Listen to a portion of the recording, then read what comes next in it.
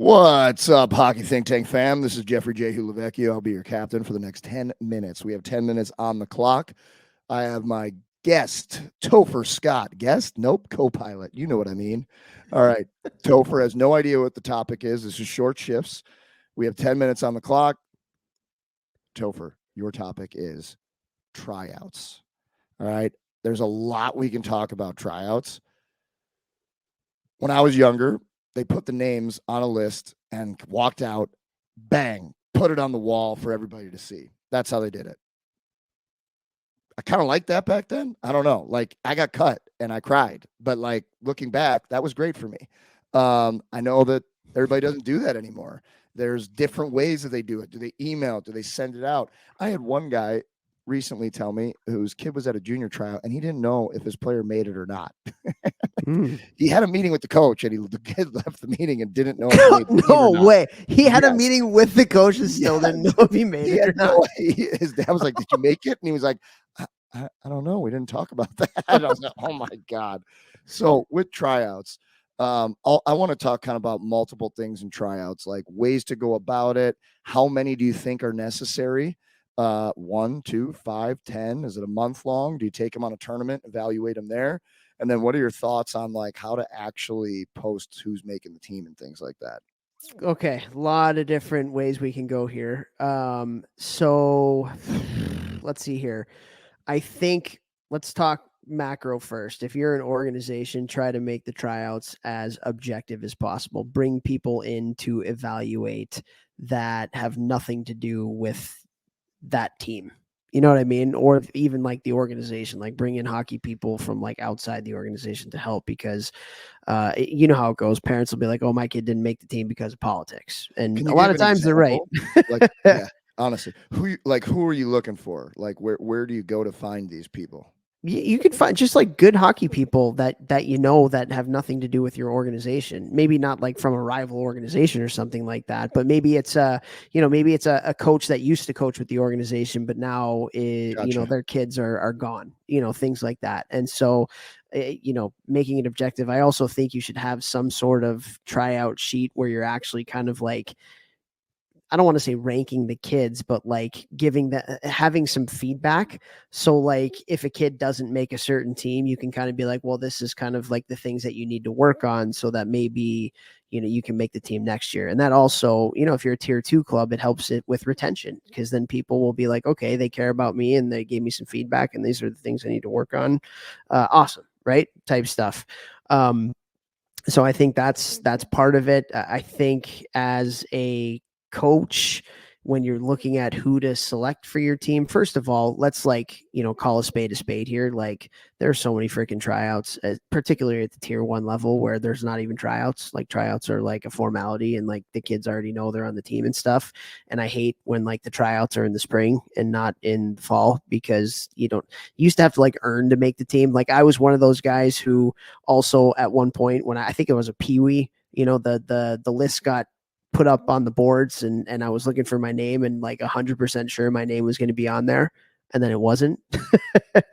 And then wait, whoa, hold on a second. And you get cut and then all of a sudden, blah, blah, blah. So, but that ended up being one of the best things that ever happened to me getting cut, which most people will tell you that when one door closes, another one opens. And a lot of times the one that opens is the right door for you. Right. And so, for now transitioning to the kids, like, just because you get cut during tryouts doesn't mean your life is over and prove a point. Like for me, it was I'm proving those people wrong. I'm going to prove those people wrong. And the team that cut me halfway through the year, they asked my coach that I was playing for if I can leave that team and go to their team. Wow. I was so pissed. I'm like, I'm going to prove them wrong. I'm going to freaking prove them wrong. Did you go or no? Nope. I said, screw you. And I stayed with my coach. It was Stan. So everybody who knows this podcast knows my crazy Russian coach Stan and yeah. So, but coach, when you're looking to pick your team, I think it's really important to pick kids who are competitive, and show a passion for the game. Because for me, I'm not ever going to take a kid on my team that's not coachable anymore. Like it's not worth my mental health to try. So to break that down, how are you're running the tryout? Is it mainly skill skates? Is it mainly games? Is No, it no skill I'm skates, doing all I'm doing a games, ton of small area games. small I'm area doing a games? ton of small area games. I'm doing some 5-on-5 type stuff. I would also like it depends on how many tryouts you have, right? You want to get as much information as you can on the kids, but like yeah, like if you're doing a skill skate, like watching the kid, who are the kids that really care about this thing? Who are the kids that I'm going to go down on the ice and I'm going to coach some of these kids, and maybe I'm going to coach some of these kids hard and see how they take it. Because like honestly, like at the end of the day now, and Steve Miller, who's one of the top coaches in college hockey, he's won national championships at multiple different places. He's an associate head coach at Minnesota right now. We did an interview with him back during COVID, one of the 10 questions type thing, and he was like, like I'm gonna recruit kids that I want to coach. And if I go down and I talk to a kid and I don't like them, then I'm not going to recruit them because at the end of the day, I have to spend 4 years with them. Right. And so, like, as a coach, like going down and really getting to know the kids by hopping on the ice or maybe hopping on the bench during one of the games or, being a ref in a skills session or a small area game session. So, like, I don't know. I just think as a coach, really kind of getting into the nitty gritty and finding out who the kids are, because at the end of the day, you want to coach the kids you want to coach. And Yeah, those are the kids that you're going to pick, right? love that. For kids, any advice that I have about tryouts, be the most competitive person out there. At the end of the day, be the most competitive person out there and do the little things really well. Work really hard, take short shifts, have great stick pressure, and just have a positive attitude at the end of the day. Like have a positive attitude at the end of the day. I think it goes a long way in tryouts. And so, yeah, I hopefully I answered a lot of the different things. I don't know if there Yeah, were specific things or yeah. No, that was a lot of what I was looking for. How about announcing the team? How you do, how like I don't have anything to do with that anymore. So like what how do you how are people doing that? How do you think it should be done? You Yeah, personally? I think it's nice to give people feedback. I'm not a huge fan of posting the list online or post, and maybe you can do that to start because everybody wants to know yesterday if they made the team, Right. but then have follow up conversations. And again, that's why I think it's good to have evaluators there that are actually watching the tryouts and can give concise feedback to potentially some of the kids who didn't make the team on why and what they can do to be better so they can make the team the next year. But I think it's a good service. And again, if you're talking about customer service, and I put that in quotes, customer service, so like the people that are going to be a part of your organization, like you want to provide things like that. And it shows that you care. It shows that you're willing to put in the work. And at the end of the day, that goes a long way. In a lot of youth hockey programs, retention is a big deal. Yeah. Recruiting has become so unbelievably stupid and nuts in youth hockey that retention is a big deal. If you want to keep your program afloat and you want to keep your program, at the heights of where you want to go, right? And so what can you do? A lot of that has to do with showing them that you care and providing them feedback that can make them better.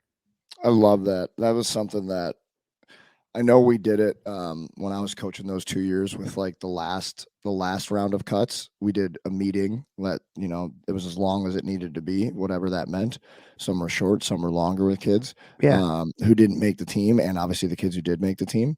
Um, I don't think we did it like with the first round of cuts when it went from like 100 to like 60 or I don't know. I don't even know what it was. Right?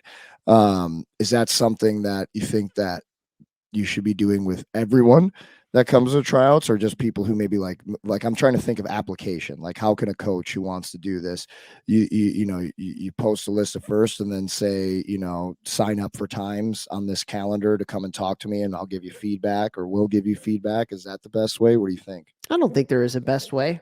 Yeah. I think whatever you're comfortable with as a coach, but at the end of the day, just having some sort of mechanism where you can communicate the why of why you made the decision.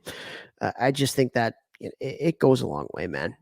Any So feedback, any feedback you can give them, you're going to have to get a little bit stronger. You're going to have to, you made a lot of bad decisions with the puck. So this year, really work on your poise and your blah, blah, blah. Like that could go a long way for helping a kid too, to yeah, hopefully make your team better the next year. yeah, and just to end this thing off, I know we got like 30 seconds or so. Like honestly, I want to revisit the fact that like I've been cut plenty of times. Vechs been cut. Like a lot of a lot of people been cut. Like 90% of players that play in the NHL play in the AHL, which means 90% of the players that play in the NHL, the top league in the world, got cut. So like it's use it as motivation, as fuel to get better. And that's why I think it's really important to provide that feedback too, because then you're actually giving those kids an opportunity to have some tangible things they can get better at. But our time is up. Share the show. Share the show. Go to GMBF.com.